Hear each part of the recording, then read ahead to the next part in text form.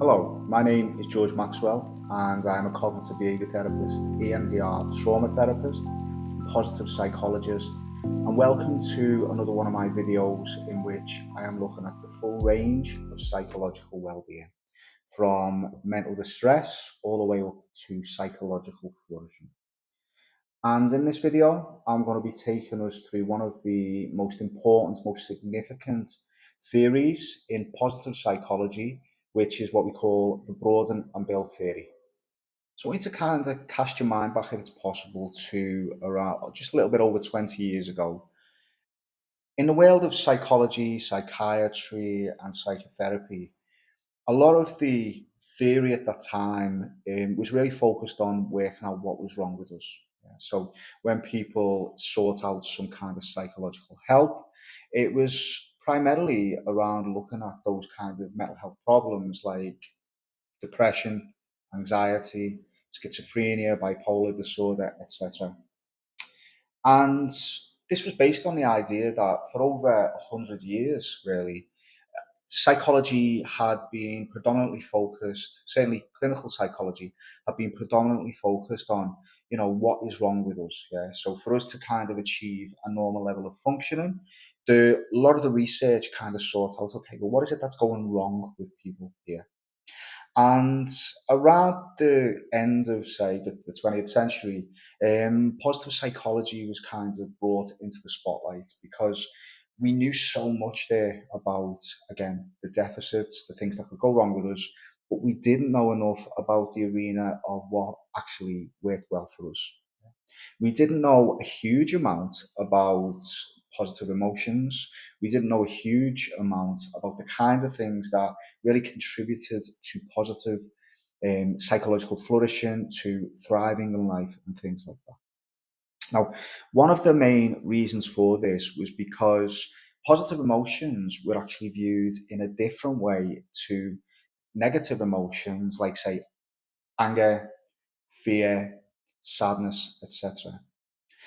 A lot of the research up until around the year 2000 kind of viewed emotions as having what we call action tendencies.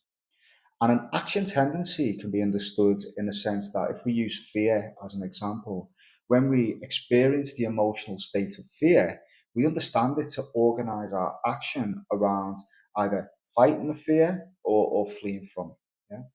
And it was pretty clear to see that actually a lot of these more negative emotions actually served a real vital function for us in terms of our well-being, in terms of keeping us alive, basically.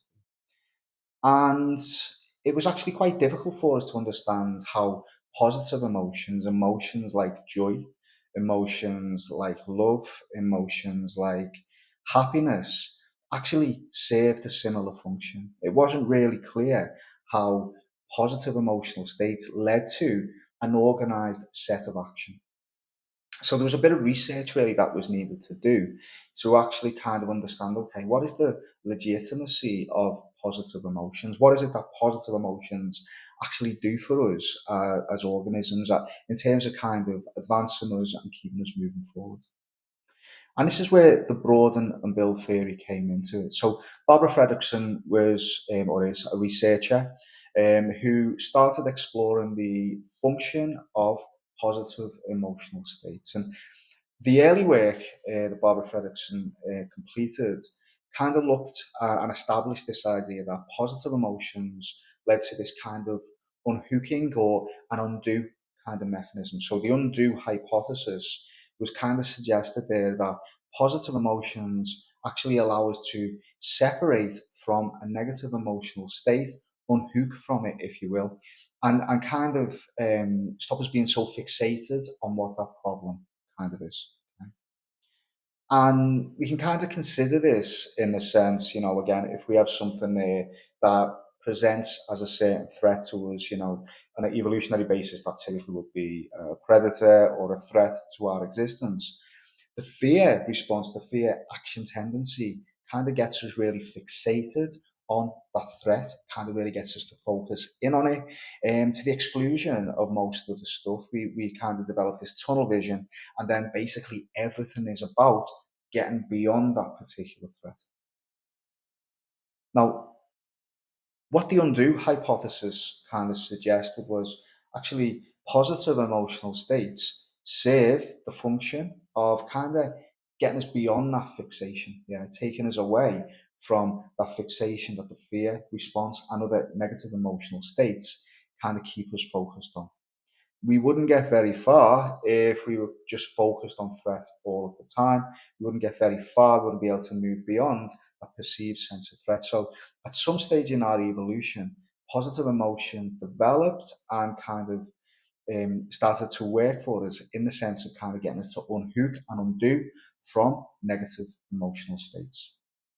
Now, as the undo hypothesis was kind of built upon and established a little bit further, Fredrickson kind of developed a quite broader theory, literally, which is called the Broaden and Build Theory of positive emotion. And what the Broaden and Build Theory of positive emotion actually does, it kind of says that positive emotions serve two functions for us.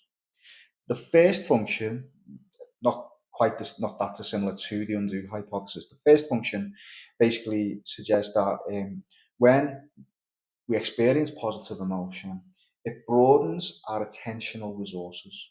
Okay? So it actually, rather than us being fixated on one particular area, one particular aspect of our experience, the positive emotional aspect actually broadens our perspective. And what this actually means is that we then have more opportunities there to get access to different types of appraisal, different types of thoughts, different aspects of meaning of our experience, rather than again focusing on the negative, so to speak. And what this means is we use the word generative thought. So that broadened function of positive emotion kind of allows us to see different perspectives, generate new opportunities, new ways of appraising our experience. And that's what we call the broadened function. So the broadened function basically means that we've got a broadening of attention, and the broadening of attention then allows us to kind of get access to new generative ways of thinking about our experience. And this is fantastic for us as, higher mammals and higher apes kind of thing, in the sense that, creativity is something that is really fundamental to us as human beings. We can literally get people on the moon. I'm able to talk to you through, this kind of camera right now and YouTube and all this kind of stuff. And all of that comes from generative, creative thought. If we were just fixated on problems, if we were just fixated on what was wrong with the world, then we wouldn't have access to these new kind of creative dimensions, these new ways of thinking. Okay? So the broaden and build theory suggests that it is this broadening of attention that enables us to kind of, again, access new ways of thinking. The build function kind of links into that. So as we broaden our awareness, the build function of positive emotion is that actually, because of this broader perspective, we are then more likely to build upon our relationships. We're able to build better, more resourceful relationships. We're able to use our environment in a much more of a resourceful way. And as a consequence, this is advantageous for us in terms of our evolution. It certainly was around the time that positive emotion started to develop. So the consequence of this build function is that as we acquire more resources, as we kind of develop better relationships, as we use our environment in a much more of a resourceful way, it then increases our fitness to deal with our environment. It increases our resource, it increases our well-being, and then this in turn leads to more positive emotion, which continues that broaden and build cycle. And this is really important to us because, we, are always coming across challenges, adversities, difficulties in our life. And in psychology, as I said, for a long time, we've kind of been thinking, okay, well, what is it that's going wrong here? What is going wrong when we have an anxiety disorder? What is going wrong when we have a depressive disorder?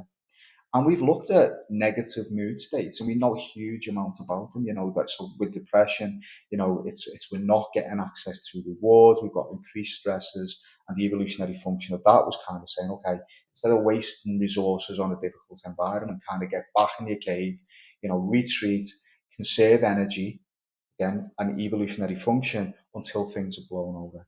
And again, with our whole kind of threat response, it's either, fear or it's anger. And those kind of things come with a certain evolutionary benefit. Our positive emotional states kind of allow us to, again, not be totally kind of caught up in these depressive or threat-based kind of emotional states, and develop resilience moving forward. Yeah. So the broaden function may allow us to see a different perspective on our adversities. It will also enable us to kind of build upon our repertoire of what we can do in response to environmental adversities, which then enhances our fitness, our resilience, and keeps us moving forward. Okay. So, in terms of how this relates to current models of psychology and psychotherapy, the Broaden and Build theory kind of said, okay, well, do you know what? We've got a pretty good idea here of the importance of positive emotions. And from that, we can then say, okay, well, actually, if they serve this important function in terms of resilience, creativity, our relationships, etc., then we have legitimacy in terms of why we need to research this to build much broader picture of the human condition. Yeah, why we feel what we do, why we do what we do, and how to move us forward without always kind of tuning into that whole kind of negativity bias. So, what I would say as a kind of summary in terms of the benefits of understanding the Broaden and Build theory, certainly as a positive psychologist, is that okay, if we understand that these positive emotions serve a function for us, let's work to enhance them. And if you look at some of my later videos that I'm going to post, we've developed a whole kind of an array of positive psychology interventions which are designed to enhance and increase our access to positive emotional states. So, for instance, things like developing gratitude, things like the three good things exercise, things like active constructive responding in relationships and things like that. All of these things are kind of designed there to really tune into and enhance our experience of positive emotion as a way of kind of not just moving us in a direction of positive psychological flourishing, which is absolutely where we want to go, but also as a way of kind of mediating some of those more difficult emotional experiences that we have. Yeah? So the lower end, the back end of that kind of psychological well-being spectrum. So that's a brief summary there of the Broaden and Build theory. As usual, if you want to kind of leave any comments, if you want to subscribe, if you want to follow for more of this kind of content, or again, any of the content that I create, which is talking about the full well-being spectrum, then please just kind of subscribe, follow, comment, etc. Or you can go to my website, which is www.accesscbt.co.uk, and you can get in contact with me there through the website directly. So I hope you have enjoyed this brief video talking about Broaden and Build theory. Look out for more of my videos in future, and I hope you have enjoyed this one. Bye for now.